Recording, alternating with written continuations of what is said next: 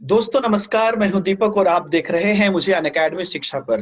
Welcome back to Unacademy शिक्षा। एक और टॉपर्स इंटरव्यू में हम आप सभी लोगों का अभिनंदन करते हैं। बहुत ही फ्रेश एपिसोड है। 31 जनवरी को सीटेट की एग्जाम हुई लॉकडाउन के बाद और उसमें हमारे बहुत सारे स्टूडेंट ने अच्छे मेहनत के साथ आगे अपने कैरियर को ले गया। उसमें टॉपर्स की श्रेणी में आने वाले हमारे साथ हैं शुभांगी। शुभांगी, आपका बहुत बहुत स्वागत है सबसे पहले हमारे इस वीडियो में। Thank you sir, thank you. जी। और शुभांगी हमारे स्टूडेंट भी हैं और शुभांगी ने अपने पहले ही अटेम्प्ट में, जहां पर कि लॉकडाउन में लोग परेशान हो गए, फ्रस्ट्रेट हो गए, सो गए, वहीं पर शुभांगी ने लॉकडाउन में मेहनत करके अपनी 130 मार्क्स पेपर 1 में क्वालिफाई की है। बेहतर मार्क्स है, बहुत जबरदस्त मार्क्स है सीटेट पेपर 1 में। सीटेट पेपर 2 में भी इन्होंने क्वालिफाई किया है, उसमें भी इन्होंने 99 मार्क्स लाया है। तो ये पहला अटेम्प्ट इनका था और पहला एक्सपीरियंस था जिसमें इन्होंने 130 नंबर पेपर 1 में लाया है। तो आज हमें मौका मिला है शुभांगी से बात करने का।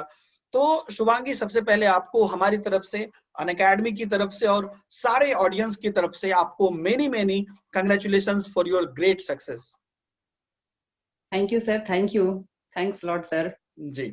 तो शुभांगी, सबसे पहले मैं आपसे जो जानना चाहता हूं कि आप थोड़ा सा अपने बारे में बताइए कि आपकी अपब्रिंगिंग कैसे हुई और टीचिंग कैटेगरी में हमें कुछ करना है, ये कैसे डिसाइड हुआ फैमिली में? सर बेसिकली मैं झारखंड की हूँ अच्छा। और मेरा पालन पोषण सिमडेगा में हुआ और मैं वहीं पे एक स्कूल में पढ़ती थी। जी। मेरे फादर एक बिजनेसमैन है और उन्होंने मेरे पालन पोषण में कभी किसी चीज की कमी नहीं की। माता पिता दोनों ने बहुत प्यार स्नेह के साथ मुझे शिक्षा दिया, पालन पोषण किया। और अब तो सर मेरी शादी हो गई है और यहाँ भी सर जैसे अभी मेरे इन लॉज भी सर बहुत ही कोऑपरेटिव है। ऐसा नहीं है कि जैसे होता नहीं है कि शादी के बाद पढ़ना नहीं है, ये जी। नहीं है, वो नहीं है सर, जो आज के होता है ऐसा सर हमारे भारतीय समाज में। बिल्कुल बिल्कुल। लेकिन सर मेरा दोनों परिवार मुझे पढ़ाई के लिए कभी रोका नहीं। वाह। और सर पढ़ाई और ये ऐसे ऐसा बोलूं कि टीचिंग कैटेगरी में सर आने का मेरा सबसे बड़ा इच्छा ये था कि शुरू से ही मुझे सीखना और साथ में सिखाना बहुत पसंद था। मतलब अच्छा। ऐसा नहीं है कि जो भी मैं सीखी अपने अंदर ही रखी नहीं। जब अच्छा। मैं 12th पास की उसके बाद से मैं ट्यूशंस लेना स्टार्ट कर दी थी सर। ऐसा हम्म, नहीं है कि मुझे किसी चीज की कमी थी, ऐसा समझ रहा नहीं हूँ। था, बट एक इट्स अ शौक था पैशन। मुझे। हम्म। जी सर, मुझे शौक था पढ़ने का, पैशन था मेरा। जी। और उसी को मैं सर आगे एक टीचर, एक अच्छे सिक्योर टीचर के रूप में उसे मैं सच बोलूं तो नाम देना चाहूंगी। जी। ओके, तो जी उसमें सर। आपका अपना मतलब ये रहा कि, तो ये डिसीजन आपका था या परिवार वालों का था कि आपको टीचिंग कैटेगरी में जाना चाहिए, टीचिंग टीचर बनना चाहिए? नहीं सर, ये डिसीजन सर कम्प्लीटली मेरा था। मेरे घर में ऐसे बोले लोगों ने कि मतलब तुम बैंकिंग कर लो हम्म। या फिर और भी बाकी कुछ है तो वो कर लो, बट मेरा शुरू से ही सर था कि नहीं, मुझे टीचिंग में ही जाना है। जी। मेरा इंटरेस्ट था एक्चुअली इस फील्ड में, सही बोला जी। जाए तो। आपकी शादी को कितने दिन हो गए? सर मेरी शादी को सर 10 साल हो गए, क्योंकि आफ्टर 12th ही मेरी शादी हो गई थी। ओह अच्छा। मतलब जी sir. Really surprising for me उसके आल्सो। हाँ। जी सर। देखिए सर उसके बाद जी जी प्लीज। मैं अपनी पढ़ाई को कंटिन्यू रखी सर, कभी बीच में मेरा ब्रेक नहीं आया। बस बीच में जब मेरा बेबी हुआ तब मुझे 2 साल का ब्रेक हो गया, एक्चुअली कुछ कॉम्प्लिकेशंस थे तो उस टाइम पे 2 साल का ब्रेक था। और फिर जैसा रहा सर, मैं ग्रेजुएशन कंप्लीट की अपनी शादी के बाद, मैंने मास्टर्स करा, फिर मैं बीएड की and now sir I M CTET qualified वाह। सर। इसमें तो सर मुझे सबसे लगता है बहुत कि, बड़ा योगदान रहा सर। वाह वाह शुभांगी जी, ये मैं बताऊं कि ये सिर्फ सीटेट क्वालिफाइड होने के नाते नहीं, जैसी आपकी जर्नी रही है या जैसा आपके जो इन लॉज हैं, जो आपके पेरेंट्स हैं, इन सब का जो सहयोग रहा है, कॉपरेशन रहा है, इन सभी चीजों से मैं कुछ चीज यहाँ पे समराइज करना चाहूंगा। पहली बात तो आपने कहा कि डिसीजन आपका है। ये बहुत बड़ी बात है कि जो भी जी हमारे सर। पेरेंट्स या बच्चे इस वीडियो को देख रहे हैं, तो बच्चों का खुद का एनालिसिस, खुद का डिसीजन बहुत मैटर करता है। आप ऑप्शन दीजिए बच्चों को, बट ये बहुत मैटर करता है कि बच्चे खुद का पैशन को फॉलो करें, जो आपने किया और आपको उसमें सपोर्ट भी मिला। I really salute to your in laws, your parents, आपके हस्बैंड, सबको मैं प्रणाम करता हूँ। और जी सर। बहुत ये आपकी जो खुद का जो चीज है वो तो मतलब काबिले तारीफ है।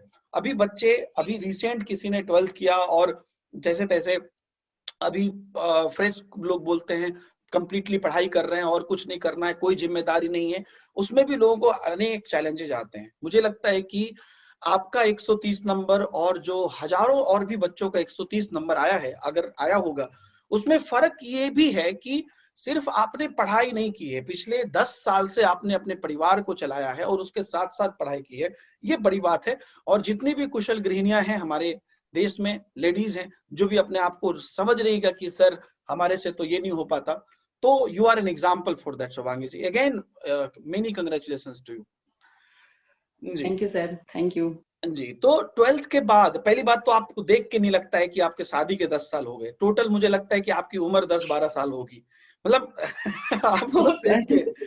तो ये मतलब चलिए, आपने वो भी मेंटेन किया है अपने आप को, ये भी बहुत बड़ी बात है। और थैंक यू सर। बहुत अच्छी बात है ये हम सब लोगों के लिए, सारे स्टूडेंट को। तो 12th के बाद आपने, शादी के बाद हर चीज किया, आपने ग्रेजुएशन की, आपने मास्टर्स भी की, बीएड भी किया, बीएड जी किया है राइट आपने? जी सर, बीएड। जी, बीएड किया है आपने, फिर उसके बाद सीटेट क्वालिफाई किया। तो बीएड आपकी कब कंप्लीट हुई थी? सर अभी लास्ट ईयर ही कंप्लीट हुई, 2020 में। मेरा बैच था 2018-20। अच्छा अच्छा, तो उसके बाद आपकी कंप्लीट हुई, मतलब बीएड कंप्लीट हुई कि फिर आपने जस्ट इंतजार किया कि लॉकडाउन खत्म हो, सीटेट आए और हम सबसे ऊपर चले जाए ना? अब जस्ट इंतजार ही कर रहे थे। जी नहीं सर, बिल्कुल। मैं सेकेंड ईयर में, मैं बीएड के जब सेकेंड ईयर में थी तब से ही मैंने अनअकैडमी ज्वाइन कर लिया था। अच्छा और मैं प्रिपरेशन शुरू कर चुकी थी। अच्छा दिन में अपना जो भी था मैं अनअकैडमी से पढ़ती थी, और अच्छा। अनअकैडमी के थ्रू। जी और मेरा जो भी हुआ सर, सीटेट में बहुत बड़ा योगदान है अनअकैडमी के एजुकेटर्स, अच्छा, अनअकैडमी के मटेरियल्स, अनअकैडमी के मॉक टेस्ट, सब कुछ का।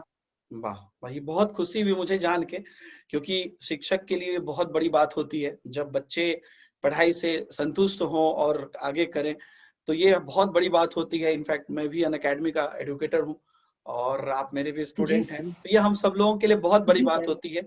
और मैं सही बताऊँ तो कोई भी ऐसा नहीं किया कि कोई संस्था या किसी चीजों के बारे में हम यहाँ पे प्रमोट करना चाह रहे हैं, लेकिन मैं आपसे एक चीज जानना चाहता हूँ कि अभी के समय में, जैसे कि थोड़ा सा मुश्किल हो गया है ऑफलाइन क्लासेस करना, या लॉकडाउन के बाद से, खास करके आप जैसी जो गृहिणियां हैं, आप लोग के लिए तो बहुत ज्यादा चैलेंजेज है, घर की चीजों को देखना, बाहर की चीजों को देखना।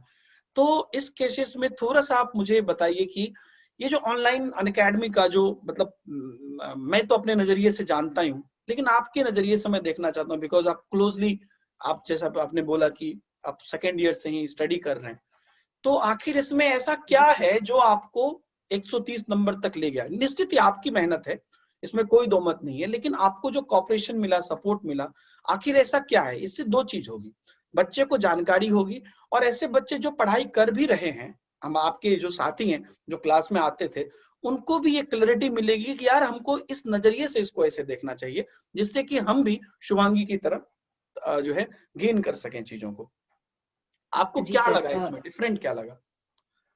सर डिफरेंट तो मैं नहीं बोल सकती, बट मुझे जो सबसे अच्छा लगा वो मैं बता सकती हूँ सर। हाँ, जैसे सर इसमें जो आपकी आवाज रुक गई है, शायद इंटरनेट प्रॉब्लम है। हाँ बताइए, एक बार फिर से बताइएगा, आपकी आवाज रुक गई थी।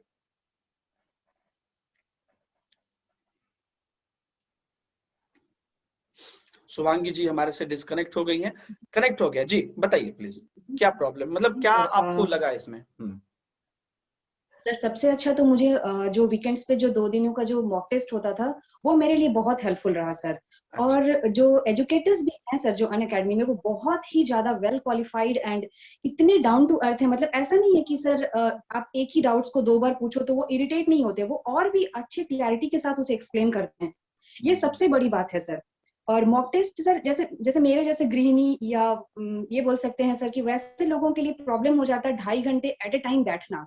तब हम्म सर मेरे लिए मैं क्या करती थी कि जैसे टाइम पीरियड बांध देती थी कि हाँ चलो 30 मिनट्स का है, तो वो 30 मिनट्स में पहले सीडीपी कर ली। फिर मुझे 30 मिनट्स का यदि टाइम मिला तो मैं ईवीएस कर ली। फिर ऐसे करती थी मैं सर। एक बार में तो मेरे लिए थोड़ा मुश्किल हो जाता था 2.5 घंटे बैठ करके मॉक टेस्ट देना, बट सर इस तरह से तोड़ करके भी जो मैं मॉक टेस्ट दी, वो भी मेरे लिए बहुत हेल्पफुल रहा। जी, तो और मतलब सर देखिए मैं ये, चीजों को थोड़ा हाँ रिलेट करके जब मैं पढ़ती थी तो वो भी मुझे अच्छा लगा। मैंने जैसे सर ये बोल सकते हैं आप, मेरा खुद का तरीका या किसी से मैंने लिया है।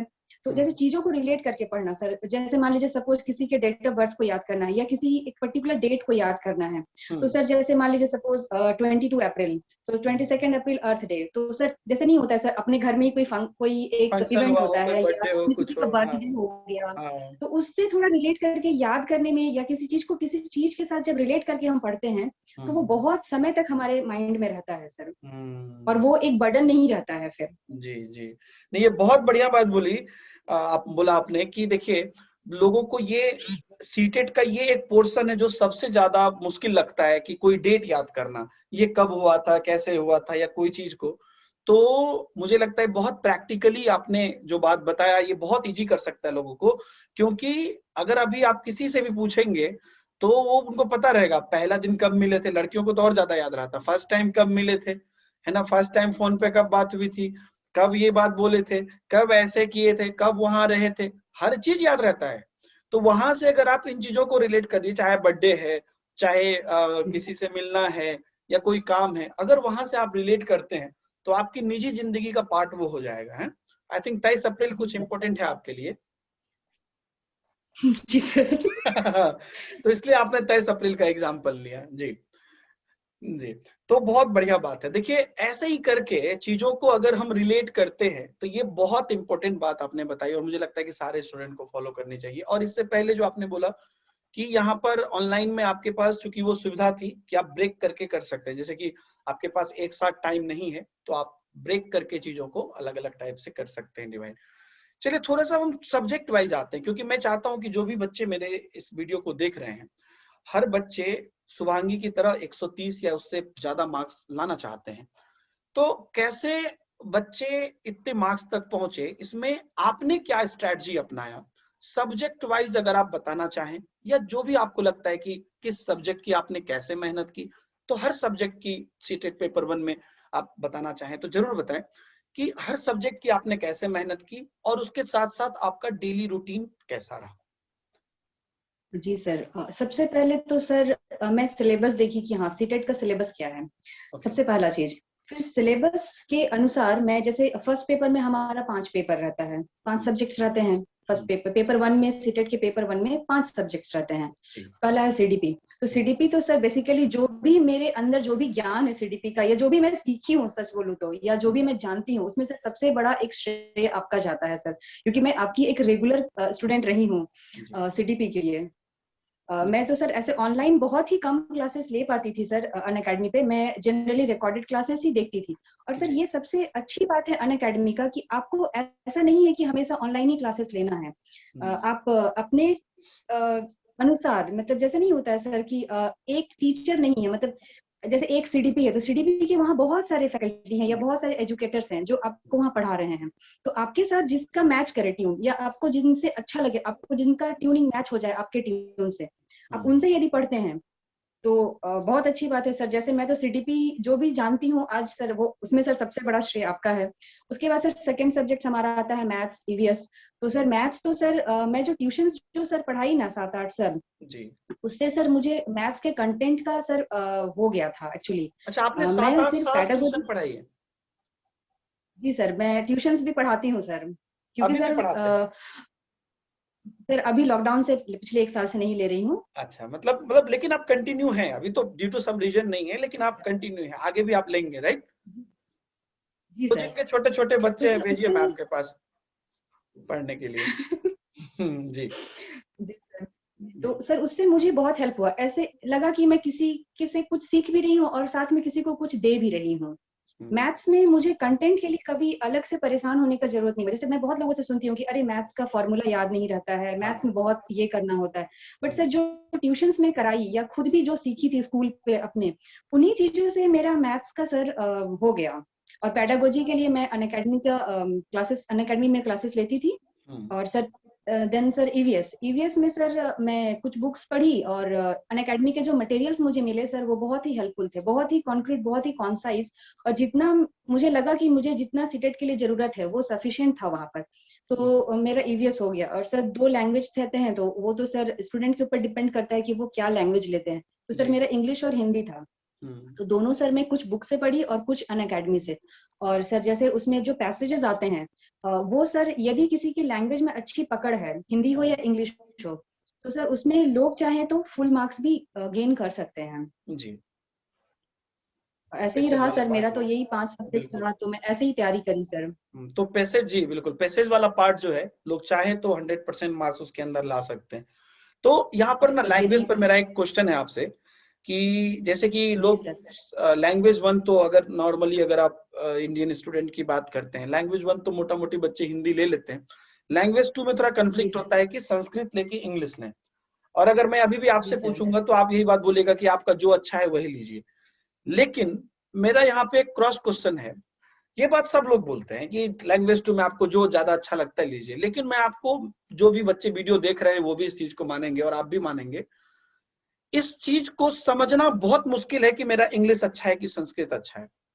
कुछ केसेस में हमें लगता है जी कि इंग्लिश अच्छा है मेरा, कुछ केसेस में हमें लगता है कि यार संस्कृत रहता तो क्लियर हो जाता, कुछ क्वेश्चन देख के लगता जी है सर। कि यार इसमें तो इंग्लिश में हम देते अगर एग्जाम तो हमारा बढ़िया नंबर आ जाता, कुछ केसेस में संस्कृत की। ये दोनों ही चीजें हम कंप्लीट रूप से बचपन में नहीं पढ़ते हैं, या यो भी आप कह सकते हैं कि दोनों ही चीजें छोड़ते भी नहीं, तो दोनों आधा आधा आधा आधा जी रहता है हमारा। हिंदी क्या है कि लॉन्ग लैंग्वेज है, बोलते रहते हैं हमेशा, तो वो परिपक्व रहते हैं बच्चे, गलतियां भी करते हैं तो पता रहता है कि गलतियां की हैं। जब मैं आपको एकदम जी रियलिटी सर। बता रहा हूँ, इंग्लिश सेकेंड लैंग्वेज में बहुत बड़ा कंफ्लिक्ट है इंडिया के सारे स्टूडेंट में। सब जी किसी से भी इंटरव्यू लीजिएगा, आप बोल देगा कि आप देख लीजिए, अगर आपका इंग्लिश अच्छा है तो इंग्लिश ले लीजिए, संस्कृत। लेकिन मैं एक स्टूडेंट पॉइंट ऑफ व्यू से, एक स्टूडेंट की सोच से बताऊं तो मेरी इंग्लिश भी उतनी ही अच्छी है जितनी मेरी संस्कृत है। मतलब स्टूडेंट को ऐसा लगता है, ऐसा क्वेश्चन आ जाए तो इंग्लिश में ज्यादा आ जाएगा, ऐसे संस्कृत में आ जाएगा। तो आपका क्या कहना है, इंग्लिश लिया जाए कि संस्कृत, मतलब क्या लिया जाए लैंग्वेज टू में, या क्या सोच के लिया जाए? जस्ट एक प्रैक्टिकली अगर आपको कुछ लगे दिमाग में। जी सर, ऐसे तो सर मेरा खुद का पेपर 1 इंग्लिश था और हाँ। पेपर 2 मेरा हिंदी था। अच्छा। सर स्कूल में एक्चुअली जो हम लोग पढ़े हैं क्लास 10th तक, जो हम लोग हमारा जो स्कूल होता है, स्कूलिंग जो हमारा चलता है, उसमें सर ये तो आप डिसाइड कर ही लेते हैं हम लोग कि हाँ चलिए संस्कृत पढ़ रहे हैं, इंग्लिश पढ़ रहे हैं और हिंदी, ये हमारा जो 3 लैंग्वेज फॉर्मूला के अनुसार हम लोग का जनरली जो हिंदी स्पीकिंग एरिया है, तो ये जी। 3 भाषा ही हम लोगों को पढ़ाया जाता है। हम्म। तो सर हम लोग को तीनों में स्पेशलिस्ट तो हम लोग किसी में नहीं होते हैं, तीनों में हम्म। हमारा एक ही जैसा चलता है कि हाँ तीनों सब्जेक्ट्स हमें पढ़ना है, एक अच्छा स्कोर लाना है 10th में। तो सर मेरा ऐसे पूछा जाए तो आज के समय में जिस तरह का समय चल रहा है, जैसे आगे भी यदि हम केवीएस की प्रिपरेशन करते हैं या और भी एनवीएस की प्रिपरेशन करते हैं सर, तो इंग्लिश एक ऐसा लैंग्वेज आज के समय में हो गया है हम्म। कि लोग ऐसा जरूर मानते हैं कि जो इंग्लिश नहीं जानता है वो कुछ नहीं जानता है, लेकिन सर ऐसा कहना बिल्कुल गलत है। कभी कभी ऐसा होता है कि जो हिंदी के अच्छे ज्ञान जिनको है हिंदी का, हम्म। वो इंग्लिश वाले को कहीं पीछे छोड़ देते हैं। और बिल्कुल। संस्कृत के जो ज्ञान वाले लोग तो सर आजकल दिखते ही नहीं है, सच बोला जी। जाए तो। जी।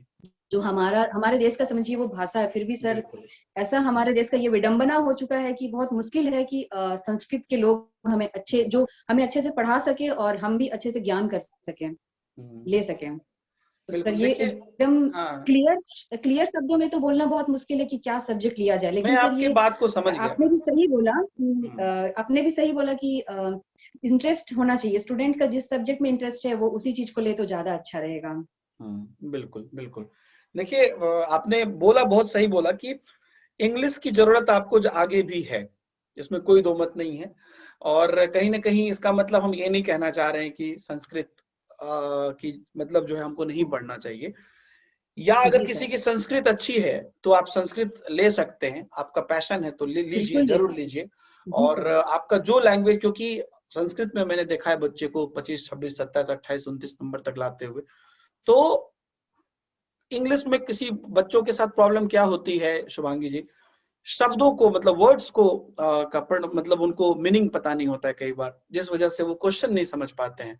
पेडागोजी में कई बार ऐसे जी सर। क्वेश्चन आते हैं, या पैसेज के कुछ ऐसे वर्ड्स रहते हैं कि वो समझ नहीं पाते हैं, जिस वजह से कि वो क्वेश्चन सॉल्व नहीं कर पाते हैं। अगर समझ में आ जाए तो, वर्ड अगर इंग्लिश का समझ में आ जाए, उसका मीनिंग पता चल जाए तो समझ लेंगे। मैं ज्यादातर मास ऑफ द स्टूडेंट की बात कर रहा हूँ। जी संस्कृत सर। में क्या होता है कि सेंटेंस जो फ्रेमिंग है, वो फ्रेमिंग समझ में नहीं आता है नॉर्मली बच्चों को, किस जी जो सर। वो सेंटेंस फ्रेमिंग हुआ है उसमें उस वर्ड था है कि मतलब किस वे में लेके जा रहा है।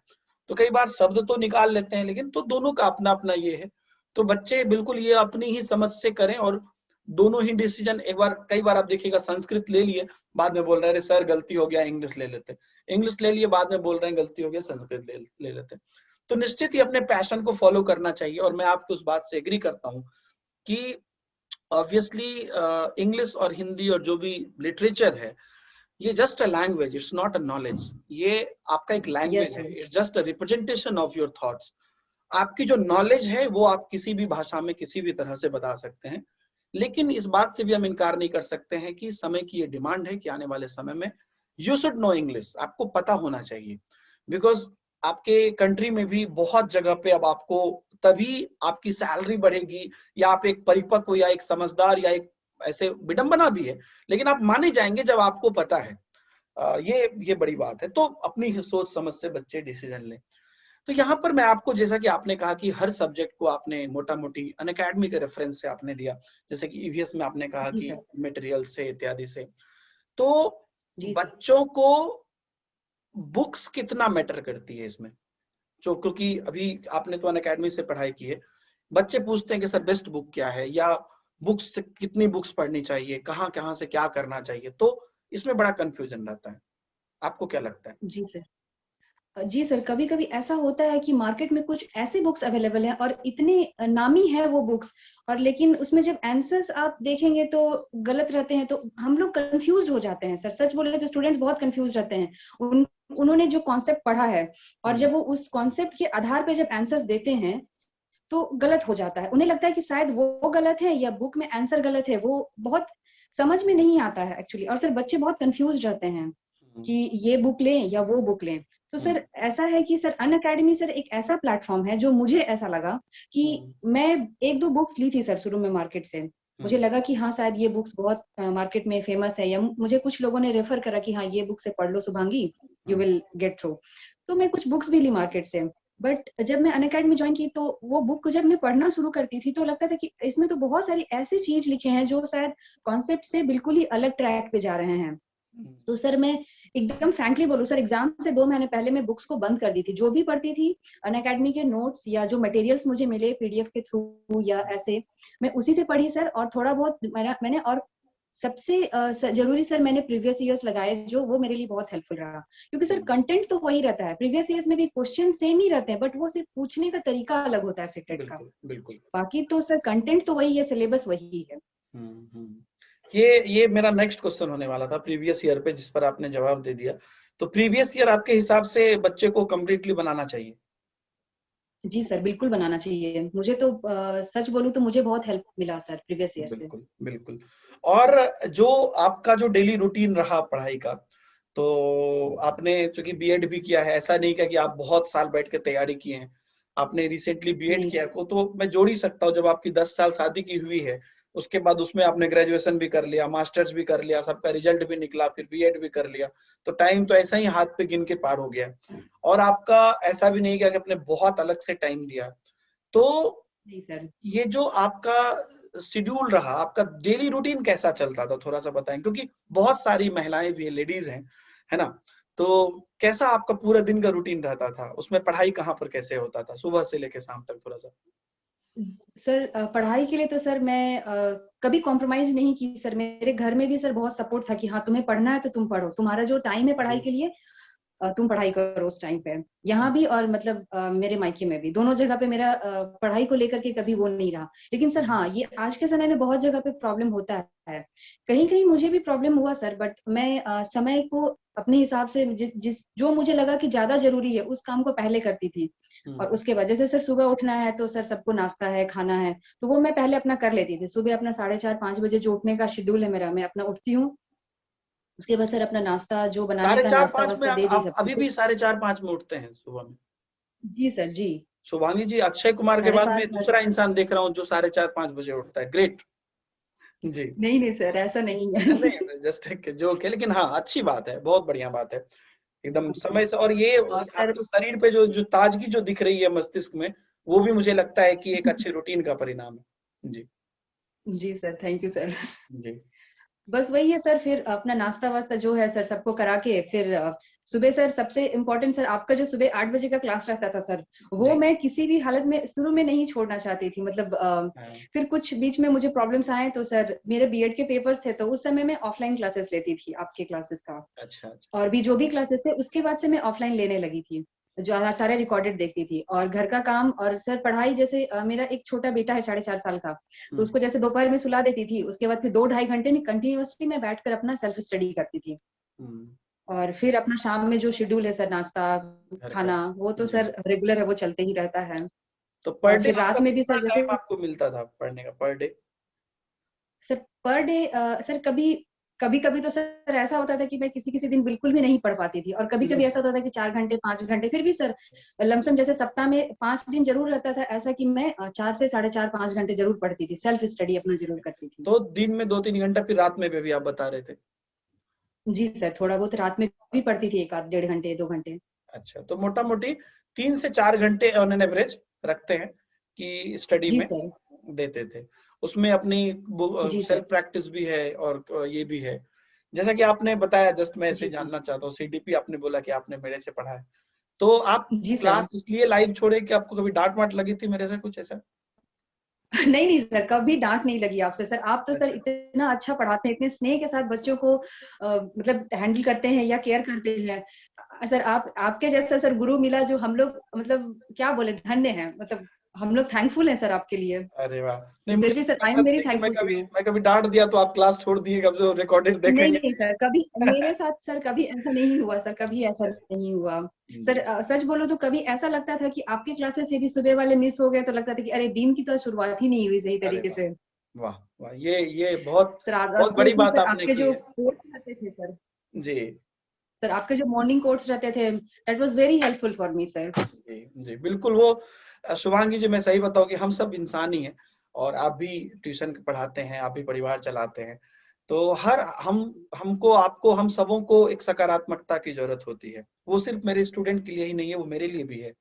तो दिन की शुरुआत अगर हम एक अच्छी ऊर्जा के साथ करते हैं, एक अच्छे विचार के साथ करते हैं, और उसको को देख, परफेक्ट तो कोई भी नहीं होता है, आप भी नहीं है, हम भी नहीं है, कोई भी नहीं है। लेकिन जी अगर सर। हमारे अंदर वो है कि थोड़ा-सा और एक स्टेप इम्प्रूव करें, थोड़ा और बेहतर करें, तो अच्छी बातें, अच्छा एनवायरनमेंट, अच्छा चीज़, ये अगर आपको अच्छा लगता है, ये इस बात का संकेत है कि आपके अंदर वो जज़्बा है। ये चीज़ स्टूडेंट की में मैं डायरेक्टली ये चीज़ देखना चाहता हूँ, क्योंकि आपको कैसा एनवायरनमेंट पसंद है, वो चीज़ ये डिसाइड करेगा कि आप किस तरीके से आगे जाएँगे। तो ये बेहतरीन बात है कि आपको वो सब चीज़ें पसंद है। और सीडीपी में आपने क्लासेस कंप्लीट थी आपके लिए, या और भी कुछ बच्चे को करना चाहिए? मतलब आपका क्या व्यू है? नहीं सर, मेरे लिए तो सर बहुत सही था सर, मैं रेगुलर रही सर आपके क्लासेस में। और ओके। सर कभी भी ऐसा नहीं होता था कि मतलब मुझे कुछ नहीं लगा कि और होना चाहिए, मुझे सर लगा कि अच्छा। जो है, जो मुझे मिल रहा है वो बहुत सफिशिएंट था मेरे पेपर्स क्लियर होने के लिए और मार्क्स के लिए सर। जी। देखिए, दोनों ही तरह से आपने बताई, सारे सब्जेक्ट की अगर हम बात करते हैं, तो 2 चीज़ें मुझे लगता है बच्चे को ये मैसेज जाना चाहिए, आप जहाँ से भी पढ़ाई कर रहे हो। तो ये तो पहली बात, अपना पहला चीज़ सिलेबस आपने उठाया, वहाँ से शुरुआत की। तो सबसे पहली बात कि क्या करना है, वो चीज़ आप सिलेबस में देखिए सफिशिएंट रूप से हो। और कहीं ऐसा तो जी ना सर। कि आप कई बार बहुत अनयूज्ड चीज़ें पढ़ने लगते हैं। ऐसा कई बुक्स में जो आपने अभी एग्जांपल्स दिया है, बहुत सारे ऐसे भी बुक्स हैं जो कि कई बार रिलेटेबल नहीं होते हैं आपकी चीज़ों से, या एक ही चीज़ों पे, जी क्योंकि सर। आपको सीटेट क्वालीफाई करना है। अभी जैसे देखिए कि लोग बोलता है, आपके घर में कोई सामान घर लाते होंगे, तो बोलते हैं कि अरे यार चलो 1 किलो ले लेते हैं, कोई बोला अरे 5 किलो ले लो। लोग बोलता है क्या करेंगे 5 किलो का, खराब हो जाएगा। तो 5 किलो आप ले सकते हैं, लेकिन उसका जरूरत नहीं है, वो खराब हो जाएगा। जरूरत आपको 1 किलो की ही है। वही आप आधा किलो भी ले लेंगे तो वो भी कम पड़ जाएगा। तो अगर आपको ये कई बार मुझे कई टीचर बोलते हैं कि यार आप जो है यहाँ पर यहाँ तक पढ़ाते हैं, उसके बाद फिर आगे बढ़ जाते हैं, फिर उसके आगे क्यों नहीं डीपली जाते हैं, आपको नहीं आता है क्या? मैंने तो बहुत सारे रिसर्च पेपर पढ़े हैं, क्योंकि एज अ ऑथर मुझे काफी चीजें पढ़नी पड़ी है। लेकिन मुझे पता है शुभांगी जी की आपके सीटेट में वो यहीं तक है, उसके आगे आपके लिए समय जी की सर। बर्बादी है। क्योंकि अब मैं आपको जी साइंटिस्ट सर। बना सकता हूं, लेकिन उसमें फायदा नहीं है आपका। हमारे पास लिमिटेड टाइम है, और लिमिटेड टाइम में हमारा एक गोल है, तो हमारा हर एक काम उस गोल को देखते हुए होना चाहिए।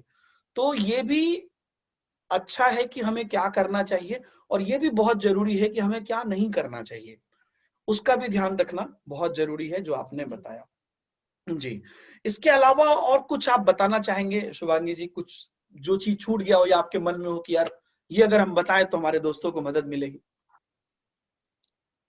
जी सर, एक बात मैं बोलना चाहूंगी सर, हाँ। क्योंकि सर शिक्षक का तो सबसे बड़ा काम है ज्ञान को बांटना। जी। जो उन्होंने सीखा है, जो मैं भी, जैसे मैं खुद के लिए भी बोलती हूँ कि जो भी मैं सीखी हूँ आज तक, जब तक मैं उस ज्ञान को किसी के साथ शेयर नहीं करूंगी, बांटूंगी नहीं, तो वो और निखरेगा नहीं और बढ़ेगा जी। कभी नहीं सर। हम्म। और जो भी सर जैसा मेरा स्कोर रहा, तो वो सर एक दिन का, तो किसी भी स्टूडेंट के लिए एक दिन का मेहनत नहीं होता। जैसे सर बीए या बीएड हम जब करते हैं तो सर वो 3-4 दिन हम पढ़ें और पेपर दे देते हैं। लेकिन सर सीटेट ऐसा नहीं है। इसके लिए हम लोगों को एक लगातार एक शेड्यूल फॉलो करके हम लोगों को मेहनत करने की जरूरत है। जी। ये एक दिन का नहीं है सर रिजल्ट। और सर इसमें सर ये जो जो भी मेरा स्कोर है सर, अभी जैसे 130 मेरा पेपर 1 में स्कोर रहा, तो सर इसमें अनअकैडमी के एजुकेटर्स का बहुत बड़ा योगदान है sir. I am very thankful to them sir. जी। नहीं देखिए, मैंने उन्होंने सर, हाँ, आपके पूरे इंटरव्यू में 2-3 चीज मैं बहुत गौर कर रहा हूँ। पहली चीज कि आपने बेवजह बहुत चीजें नहीं की है, क्योंकि कई बार हम जब बच्चों का इंटरव्यू लेते हैं तो वो इतनी सारी बातें बताते हैं कि कई बार मुझे लगने लगता है यार मैं तो इतना नहीं पढ़ पाऊंगा कभी। तो आपने बहुत ही जेन्युइन तरीके से बोला है कि बहुत कुछ आपने इधर उधर की चीजें नहीं की है। आप लगातार, आप बार बार ये चीज बोल रहे हैं कि अगर कोई एक प्रॉपर क्लास करे, प्रॉपर शेड्यूल में करे और उन चीजों को फॉलो करे तो वो काफी है। शुभांगी जी, अभी क्या हो रहा है ना कि अब जैसे कई बार की, मुझे पता नहीं, कई यूट्यूब पर देखिए या अलग जगह पे लोग अलग अलग उद्देश्य से आते हैं, तो मिसलीड भी होती है, कई बार चीजें सही तरीके से नहीं बताई जाती है। और बच्चे क्या है कि थोड़ा सा उतना मेच्योर नहीं होते हैं, वो कुछ कुछ लोभ में फंस जाते हैं कि अरे ये यहाँ पे से ये देखो, ये 30 जी सर, क्वेश्चन में से 30 क्वेश्चन आएगा इस बार एग्जाम में, क्वेश्चन यही क्वेश्चन आएगा, मतलब कई तरीके की वीडियोज आ जाते हैं। और बच्चे भी एक ही चीज यहाँ से वहां से वहां से 15 टीचर को, अभी बच्चे पढ़ने नहीं जाते, कई बार बच्चे टेस्ट करने जाते हैं अलग अलग टीचर्स के क्लास में, तो उनके समय की भी बर्बादी होती है, और एक चीज 10 बार पढ़ रहे हैं, 10 तरह से पढ़ रहे हैं, कंफ्यूजन भी हो रहा है, वो कुछ और बता रहे हैं, वो कुछ तरीके से बता रहे हैं, पहुंचना एक ही जगह है लेकिन वे अलग अलग है। तो क्या इतनी चीजें जी करने सर। की जरूरत है, या उस समय को कैसे मैनेज करने की जरूरत है? क्योंकि आप, मुझे नहीं लगता है कि आप एक चीज बहुत जगह पढ़े या बहुत तरीके से पढ़े। कितने पीडीएफ बच्चे के मोबाइल में परेशान रहते हैं, सर पीडीएफ दीजिए, सर पीडीएफ, एक 1500 क्वेश्चन का पीडीएफ फेसबुक ग्रुप में देखेंगे, टेलीग्राम ग्रुप में देखेंगे, पीडीएफ लेना है तो नंबर कमेंट करो, नंबर कमेंट करेंगे, वहां पे पीडीएफ लेंगे, मोबाइल में करीबन 15,000 पीडीएफ पढ़े होंगे, एक पीडीएफ से एक भी क्वेश्चन नहीं पढ़ा होगा। तो मतलब आप क्या संदेश देना चाहेंगे बच्चों को जाते जाते? सर मैं तो सर ये बोलूंगी कि सर जैसे आप जहां से भी पढ़ते हैं, हम्म। आपको सर एजुकेटर या टीचर को सर टाइम देना होगा। जैसे ऐसा नहीं है कि कभी कभी सर ऐसा होता है कि कोई एक एजुकेटर सपोज पढ़ा रहे, किसी एक क्लास को ले रहे हैं, तो हम्म। हमेशा तो सर शिक्षक तो हमेशा बेस्ट ही देना चाहते हैं अपने बच्चों को। हाँ। लेकिन कभी कभी होता है ना कि सर ट्यून मैच ना कर पाए बिल्कुल। टीचर के साथ बिल्कुल। हमारा, तो हम्म। सर एक क्लास में मैच नहीं करेगा शायद, लेकिन हम 2 क्लास 3 क्लास या 4-5 क्लासेस जब हम लेते हैं किसी एक एजुकेटर का, तो क्या होता है कि धीरे धीरे हमें क्लियर हो जाता है कि हाँ ये होगा तो होगा, नहीं होगा तो फिर नहीं होगा बिल्कुल। तो बिल्कुल। सर बिल्कुल। एक चीज सबसे अच्छी लगी मुझे अनअकैडमी में कि सर जैसे सीडीपी है या हिंदी है या इंग्लिश है, कोई भी सब्जेक्ट्स हैं, तो वहां पे एक एजुकेटर एक सब्जेक्ट के लिए नहीं है, और हम एक ही सब्सक्रिप्शन से बहुत सारे एजुकेटर्स को के एक्सेस क्लासेस कर ले सकते सकते हैं हैं। सर आसानी से। हम्म। जी सर, एक्सेस कर सकते हैं। तो उसमें क्या है कि फायदा कि हम सपोज किसी एक टीचर को सपोज टाइम देते हैं, और हमें, हाँ ये चीज तो हमें समझ में आ जाएगा 5-6 क्लासेस करने के बाद कि हाँ मुझे इनका क्लासेस लेना है या नहीं। और बिल्कुल। जब तक हम सिर्फ एक क्लास लेकर के छोड़ देते हैं तो ये कभी नहीं कर पाएंगे, फिर हमेशा हम सिर्फ टीचर्स ही बदलते रह जाएंगे, कभी हमें किसी सब्जेक्ट का पकड़ नहीं हो पाएगा फिर। ओके। इसीलिए सबसे पहले सर अपने नॉलेज के हिसाब से या अपने ट्यूनिंग जिनके साथ मैच हो वैसे एक एजुकेटर को पकड़िए, या फिर उनके क्लासेस को रेगुलर करिए फिर। और फिर सर विश्वास के साथ, मतलब उसी के साथ फिर आगे बढ़ना होगा। जी। हर सब्जेक्ट्स के लिए हम ऐसा कर सकते हैं सर। बिल्कुल बिल्कुल। तो 3-4 चीजें मैं यहाँ पर वीडियो के लास्ट में समराइज करना चाहूंगा आपकी बात को। पहली बात तो आपने टीचर्स पर ये की कि आप पहली बात तो डिसाइड करिए और कंसंट्रेट करिए। अब 3-4 क्लास में जी आपको सर, और पता चल विश्वास। जाएगा। हाँ, विश्वास, जी सर, विश्वास विश्वास के करिए। साथ सबसे पहली बात है। हाँ, उसके हाँ बाद कंसिस्टेंट आगे बढ़िए, और थोड़ा आपकी बातों में ये भी लगा कि पेशेंस भी होना चाहिए, है ना? जल्दी जल्दी जी यहाँ सर। से वहां भागना नहीं है, पेशेंस भी होना जी चाहिए। सर, और और एक चीज मैं बोलना चाहूंगी सर, जी। बहुत बार क्या होता है कि बच्चे हेजिटेट करते हैं, पूछना नहीं चाहते, हिचकिचाते हैं, समझ में नहीं हाँ आया फिर भी बोलेंगे अच्छा ठीक है सर क्लियर है, हाँ या हाँ मैम हाँ। क्लियर है। ये जी कभी नहीं होना चाहिए सर। एक जिज्ञासा वाली जो प्रवृत्ति होती है ना, वो बच्चों में हमेशा, हम भले ही क्यों ना बड़े हो गए हों, लेकिन एक जिज्ञासा वाली जो प्रवृत्ति हमारे अंदर होती है वो हमेशा जिंदा रहना चाहिए। और कभी भी हेजिटेशन नहीं होना चाहिए पूछने में, क्योंकि सर टीचर्स हमारे पास क्यों है, क्योंकि वही है जो हमें, जो भी हमारे डाउट्स हैं उसको क्लियर करने के लिए ही है। तो बिल्कुल यदि हम पूछेंगे नहीं तो हम जानेंगे कैसे। बिल्कुल तो बिल्कुल। सर कभी भी पूछने में हेजिटेशन नहीं होना चाहिए। और सर इतने अच्छे एजुकेटर्स हैं अनअकैडमी में कि वो कभी इरिटेट भी नहीं होते हैं। इवन कोई भी एक ही सवाल को भले क्यों ना अलग अलग बच्चे 2 बार 3 बार पूछे, वो हर बार अलग अलग तरीके से समझाने की कोशिश करते हैं। और ऐसा नहीं है कि वो समझ में नहीं आएगा, बिल्कुल समझ में आ ही जाता है सर। कोई भी कॉन्सेप्ट हो, हिंदी हो, सीडीपी हो, कोई भी हो सर, बिल्कुल पेडागोजी भी बिल्कुल सर, सब कुछ। बिल्कुल। और इसके साथ इनिशियली आपने प्रीवियस ईयर की भी बात की कि पैरेलली प्रीवियस ईयर भी देखें, और आपने मॉक टेस्ट की बात की जो एक एज अ प्रैक्टिस सेट हम बोल सकते हैं कि ये पैरेलली लगाना बहुत जरूरी है। तो शुभांगी जी, मुझे लगता है कि ये इंटरव्यू बच्चों के लिए बहुत ही हेल्पफुल रहा है, क्योंकि हर तरह से बातें आपने की, हर एंगल से बातें की। बहुत ज्यादा यहाँ पर जो है परेशान होने की जरूरत नहीं है बच्चों को, लेकिन सिस्टमेटिक अप्रोच अपनाएं, जो जरूरी है उस काम को करें तो बच्चे जरूर सफल होंगे। बहुत बहुत धन्यवाद आपका इस एपिसोड में आने के लिए, और हम आपके उज्जवल भविष्य की कामना करते हैं। आप आगे खूब बढ़िए, खूब नाम कमाइए। और इसी के साथ हमारा ये एपिसोड यहीं पे खत्म होता है। बच्चों, आप लोग भी मेहनत करिए और आप लोग भी बढ़िया करिए। हम पूरी तरीके से आपके साथ लगे हैं, पूरी अनअकैडमी टीम आपके साथ है। तो बढ़िया से हमको सक्सेस करना है, और जैसे कि इस बार बच्चों ने रिकॉर्ड तोड़ा है, आगे भी आप लोग अनअकैडमी के क्लासेस, अनअकैडमी के टेस्ट इत्यादि को करके रिकॉर्ड तोड़िए। और अपने माता पिता का सम्मान करें, बड़े बुजुर्गों का ख्याल रखें, सबों के साथ प्यार बांटें। हम मिलते हैं नए वीडियो में। Bye bye. जय हिंद।